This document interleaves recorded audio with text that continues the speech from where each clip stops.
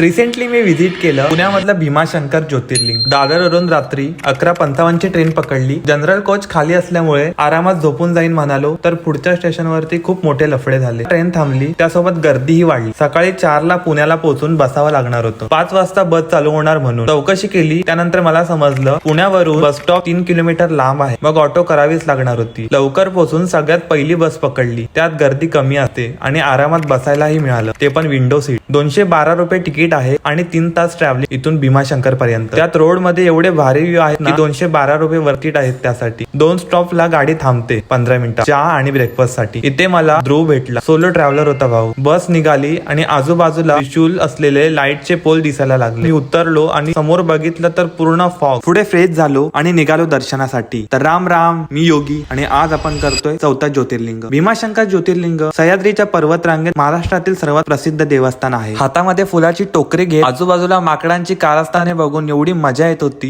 जेवढी लाईन माझ्या मागे होती तेवढीच माझ्या पुढे होती. कधी संपली मला समजलंच नाही. मंदिराचा कळस दिसू लागला आणि मी मंदिरात प्रवेश केला. मी याच लाईन मध्ये होतो जी लाईन होती शिवलिंगाला स्पर्श करून दर्शन घेणारी. ही सिनेमॅटिक व्हिडिओ बघायला लागते तुम्हाला. हमें कोई परम पद नहीं चाहिए. हमारे अंदर कोई ऐसी आकांक्षा नहीं कि हम शिव को छोड़कर कोई और परम पद पाए.